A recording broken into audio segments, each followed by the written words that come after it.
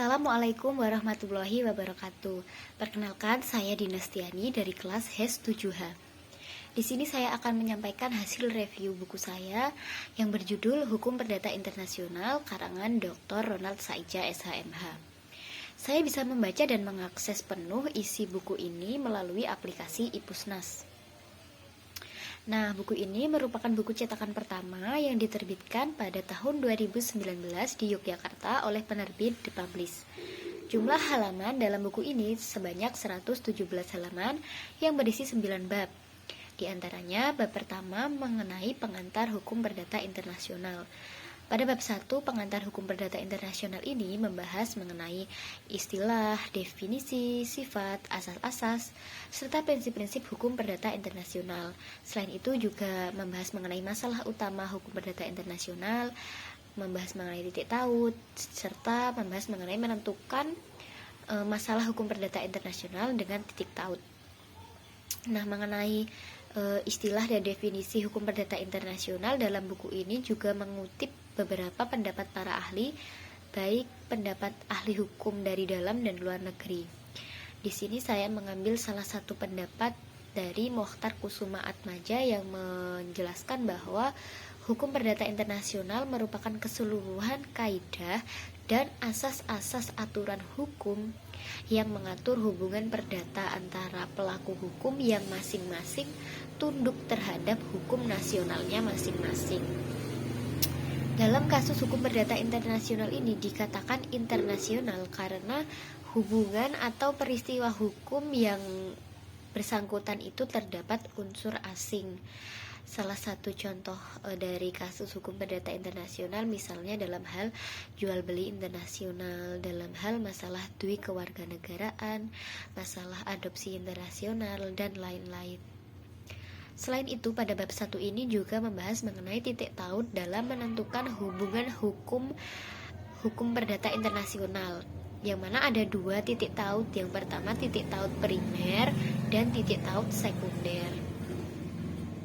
Selanjutnya, bab 2 mengenai sejarah umum hukum perdata internasional yang bermula dari hukum Romawi, kemudian sampai pada masa pertumbuhan asas personal, masa pertumbuhan asas teritorial, masa perkembangan teori statuta di Italia, teori statuta di Perancis, hingga teori statuta di Belanda, dan kemudian muncul juga teori leg fori, teori leg cause, serta teori kualifikasi otonom.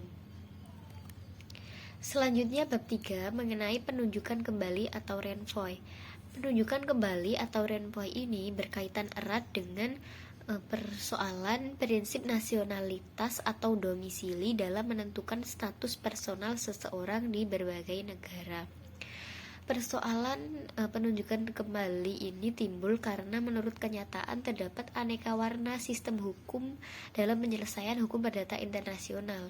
Oleh karena itu, terjadilah konflik the system in the international practice, sehingga tidak ada keseragaman dalam menyelesaikan hukum. Nah, melalui renvoi ini berusaha mencari kumpulan fakta dalam suatu perkara hukum perdata yang telah dikualifikasikan. Kemudian dari kasus yang bersangkutan itu dicari titik-titik tautnya dalam memberikan petunjuk hukum mana yang akan digunakan dalam menyelesaikan masalah tersebut. Kemudian selanjutnya bab 4 mengenai ketertiban umum. Ketertiban umum ini terdapat dua macam. Yang pertama ketertiban umum internasional dan ketertiban umum intern atau dari dalam negeri itu sendiri. Selanjutnya bab 5 mengenai persoalan pendahuluan, yang mana persoalan pendahuluan ini berkaitan dengan suatu persoalan atau permasalahan hukum yang dipecahkan atau ditetapkan terlebih dahulu sebelum adanya putusan akhir oleh hakim terhadap suatu perkara hukum perdata internasional, yang mana masalah hukum ini akan ditentukan secara tersendiri, secara repartition atau berdasarkan sistem hukum yang juga mengatur masalah utamanya atau absorption.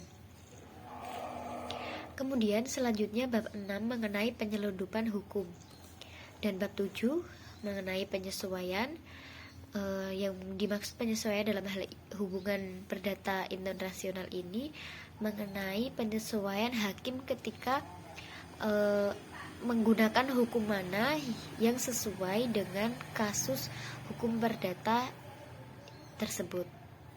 Kemudian bab 8 mengenai status personal.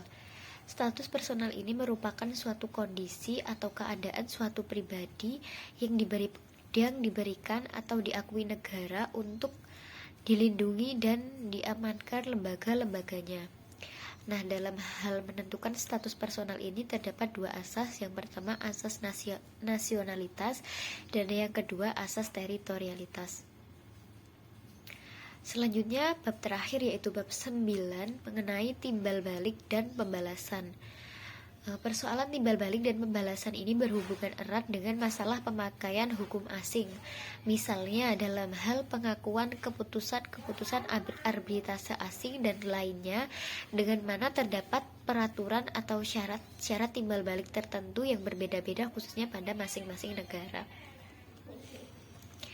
Nah, demikian tadi sedikit ulasan atau review saya mengenai buku Hukum Perdata Internasional kalangan Dr. Ronald Saidja SHMH.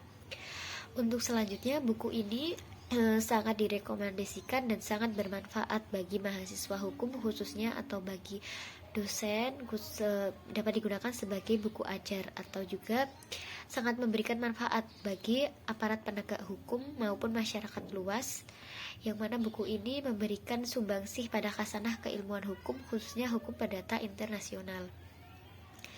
Selain itu, kelebihan lain dari buku ini yaitu kemudahan dalam hal mengakses buku. Buku ini dapat diakses kapan saja dan di mana saja oleh siapapun yang ingin mempelajari mengenai hukum perdata internasional. Karena buku ini terdapat electronic book yang dapat diakses di aplikasi iPusnas maupun di Google Book.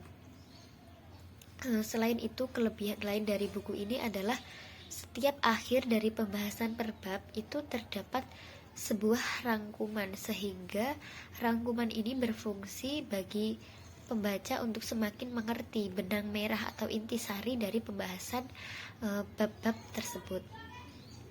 Akan tetapi di balik itu, dalam buku ini bahasa yang digunakan itu banyak bahasa asing yang menurut masyarakat awam mungkin kurang mudah untuk dipahami, sehingga dalam membacanya diperlukan ketelitian atau bahkan bisa mencari lain istilah tersebut di sumber referensi yang lainnya. Nah, sekian review dari saya, semoga bermanfaat. Terima kasih. Wassalamualaikum warahmatullahi wabarakatuh.